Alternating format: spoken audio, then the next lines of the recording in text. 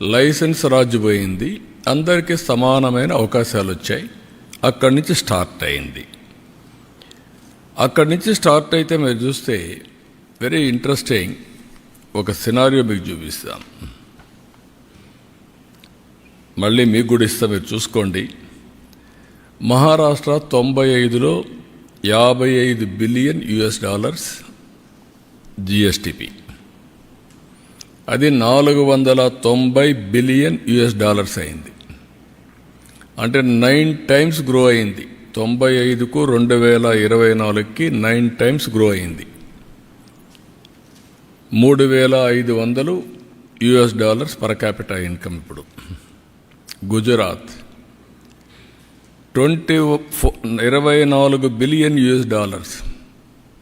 అది $370 బిలియన్ పెరిగింది. అంటే 15 సార్లు పెరిగింది. వాళ్ళ తలసరి ఆదాయం $4,500. అదే మరి వెస్ట్ బెంగాల్ అప్పటికే $51 బిలియన్, అది 241కే పెరిగింది. అంటే 4.7 టైమ్సే పెరిగింది. గుజరాత్ 15 సార్లు, వెస్ట్ బెంగాల్ 4.7 సార్లు. వాళ్ళ తలసరి ఆదాయం $1,925. తమిళనాడు 45 బిలియన్ అప్పటికే, $355 బిలియన్ పెరిగింది. 8 టైమ్స్ పెరిగింది. $3,950 తలసరి ఆదాయం. యునైటెడ్ ఆంధ్రప్రదేశ్ 22 బిలియన్ $695కి, రెండూ కలిపి ఇప్పుడు 390 అయింది. తెలంగాణ 200 అయింది. ఆంధ్రప్రదేశ్ 190కి తగ్గిపోయింది. అంటే రెండు కలిపి మీరు చూస్తే $3,000 పర్ క్యాపిటల్ ఇన్కమ్. దాంట్లో ఆంధ్రప్రదేశ్ 2,40,000కి మిగిలిపోయి వాళ్ళు 3,56,000కి వెళ్ళే పరిస్థితికి వచ్చారు. Difference of governance I'm comparing year. Karnataka 43 billion $290 now billion 7 సార్లే పెరిగింది. తమిళనాడు 8 సార్లు పెరిగింది. కర్ణాటక మనం అనుకుంటున్నాం 7 సార్లే పెరిగింది. ఆంధ్రప్రదేశ్ 12 సార్లు పెరిగింది. ఇది కంబైన్డ్ ఆంధ్రప్రదేశ్ చూస్తే. అదే గుజరాత్ 15 సార్లు పెరిగింది. దీంతో $4,150 వచ్చింది. పాపులేషన్ తక్కువ ఉంది కాబట్టి. యూపీ 38 బిలియన్ నుంచి $356 బిలియన్ అయింది. 9 సార్లు పెరిగింది. $1,160 పర్ క్యాపిటల్, పెద్ద పాపులేషన్. రాజస్థాన్ 33 బిలియన్ అది 175 పెరిగింది. 5 సార్లే పెరిగింది. $2,100 తలసరి ఆదాయం. బీహార్ 7.55 బిలియన్ ఉండేది 120 అయింది. 16 సార్లు పెరిగింది. కానీ ఇప్పుడు కూడా $750 పర్ క్యాపిటల్ ఇన్కమ్ ఉంది. కేరళ 12.5 బిలియన్ నుంచి 160 బిలియన్ అయింది. 12 టైమ్స్ పెరిగింది. $3,500 పర్ క్యాపిటల్ అయింది. ఆల్ ఇండియా 330 బిలియన్ నుంచి $3,570 బిలియన్ పెరిగింది. ఇది 11 టైమ్స్ పెరిగింది. $2,300 మొత్తం తలసరి ఆదాయం. దీంట్లో మీకు గుర్తుపెట్టుకోవాల్సింది, ఇక్కడ మనం అర్థం చేసుకోవాల్సింది, 95లో ఆర్థిక సంస్కరణలు వచ్చాయి. ఫస్ట్ మూవర్ అడ్వాంటేజ్ టెక్నాలజీ తీసుకున్నాం. అక్కడి నుంచి అందరూ కూడా టెక్నాలజీ కొంత ముందు తీసుకున్నారు, కొంతమంది వెనకాల తీసుకున్నారు.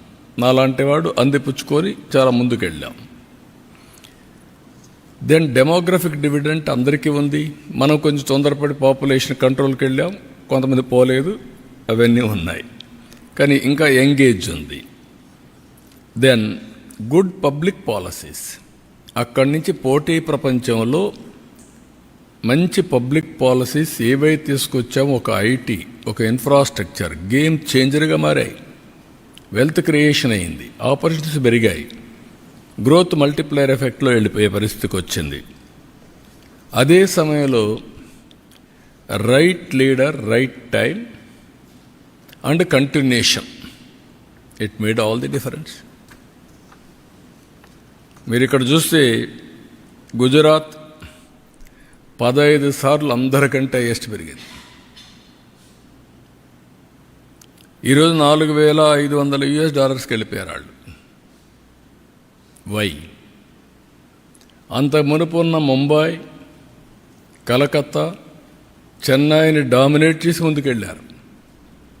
రెండోది టెక్నాలజీ హబ్స్ అయినటువంటి హైదరాబాద్, బెంగళూరు, పూణేను కూడా దాటి ముందుకెళ్ళిపోయే పరిస్థితికి వచ్చారు. అంటే కన్సిస్టెంట్ పాలసీస్, లీడర్షిప్, గ్రోత్, ఇవన్నీ కలిపి it makes all the difference. అందుకే మీరు చూస్తే వెస్ట్ బెంగాల్ $51 బిలియన్ ఉండేది, గుజరాత్ 24 ఉండేది. ఇది రివర్స్ అయిపోయింది. 370 గుజరాత్, 241 వెస్ట్ బెంగాల్. సేమ్ మనుషులు, సేమ్ నీళ్లు ఉన్నాయి, సేమ్ అవకాశాలు, సేమ్ రిఫార్మ్స్. ఇవన్నీ కూడా మనం గుర్తుపెట్టుకోవాల్సింది. ఒక లీడర్ కానీ కరెక్ట్గా ప్లాన్ చేస్తే ఏం జరుగుతుందో ఇది ఒక ఎగ్జాంపుల్స్. ఇవన్నీ నేను అందుకే చాలాసార్లు చెప్పాను, భారతదేశానికి రైట్ టైంలో రైట్ లీడర్ నరేంద్ర మోడీజీ. కొంతమందికి ఇష్టమున్నా లేకపోయినా it is a right momentum. అలాంటి లీడర్షిప్ని ఇప్పుడు ఢిల్లీ కూడా ప్రజలు మళ్ళీ ఓట్లేసి గెలిపించారు. ఈ ప్రాసెస్ ఏంటని మన ప్రజలందరూ అర్థం చేసుకోవాల్సింది. కొంతమంది కరప్షన్లో ఇన్వాల్వ్ అవుతారు. ఆటోమేటిక్గా 5 ఏళ్లలో ఉన్నారు, కొంతమంది 10 ఏళ్లలో పోతున్నారు, కొంతమంది లాంగ్ టర్మ్లో కూడా ఉంటున్నారు, కానీ నష్టపోతున్నారు. కొంతమంది సంక్షేమం ఇస్తున్నామని బటన్ నొక్కడం, సంక్షేమ కార్యక్రమాలు ఇస్తున్నామని చెప్పి మాయమాటలు చెప్పడం, దెన్ కరప్షన్ చేయడం. దీంతో ప్రజలు రియలైజ్ అయ్యేదని టైం పట్టచ్చు. 1 టర్మ్ పట్టచ్చు, 2 టర్మ్లు పట్టచ్చు. దెన్ ఎక్కడికక్కడికి ఈ పొలిటికల్ పొల్యూషన్ చేస్తూ వస్తున్నారు. ఎవరైనా మాట్లాడితే ఎదురుదాడి చేయడం, వాళ్ళని అరెస్టులు చేయడం, లేకుంటే వాళ్ళ మీద ఒత్తిడి పెంచడం, సోషల్ మీడియాలో అవమానం చేయడం, ఒక పొల్యూషన్, ఇష్టానుసారంగా మాట్లాడడం, గర్వంతో మాట్లాడడం, హంబుల్నెస్ లేకుండా పోవడం, ఇవన్నీ వచ్చే పరిస్థితికి వచ్చింది. కానీ పర్ఫార్మెన్స్ మాత్రం లేదు. దానికి 2 ఉదాహరణలు ఏపీ అండ్ ఢిల్లీ. సిమిలారిటీస్ కూడా ఉన్నాయి. ఆ రోజు Delhi model of education, what is that model? నేను బాగా చదువు చెప్పిస్తున్నా, ఓకే. హైయర్ ఎడ్యుకేషన్ ఉందా? లేదు. ఆ తర్వాత కాలేజీలు ఉన్నాయా? లేవు. తర్వాత ఉద్యోగాలు ఉన్నాయా? లేవు. రెండోది మహిళా హాస్పిటల్స్, హెల్త్. ఇంటికి నేను మందులు పంపిస్తున్నా, ఓకే, బాగానే ఉంది. సూపర్ స్పెషాలిటీ హాస్పిటల్ ఉందా? లేదు. ఇవన్నీ చేసిన తర్వాత నీళ్లు ఇచ్చే పరిస్థితులు లేరు. డ్రైనేజ్, డ్రింకింగ్ వాటర్ కలిసిపోయే పరిస్థితి వచ్చింది. ఢిల్లీలో ఎక్కడ చూసినా డస్ట్ బేరకపోయి garbage, it is a city of garbage అయింది. మెయిన్ రోడ్లో ఎవరన్నా విఐపీస్ వస్తే, అంబాసిడర్స్ వస్తే, కంట్రీ హెడ్స్ వస్తే మెయిన్ రోడ్లో గార్బేజ్ ఉండే పరిస్థితికి వచ్చింది. ఏమన్నా టోటలీ పొల్యూషన్. ఏదైతే ఒక సీజన్లో ఢిల్లీలో pollution highest in the world, most polluted city ఏదైనా ఉందంటే ఢిల్లీ దానికి చిరునామా అనే పరిస్థితికి వచ్చాం. అందుకే నేను మొన్న ఎన్నికల్లో చెప్పాను, it is a total failure model. I'm not criticising individuals. It is a failure model. Itself is a failed model. It cannot sustain, it cannot replicate, it cannot be continued. Continue అయ్యే కొద్దికి ఏమవుతుంది, ప్రజలకు bleeding అవుతుంది. ఇంకా ఒకప్పుడు మీరు చూస్తే best examples ఇక్కడ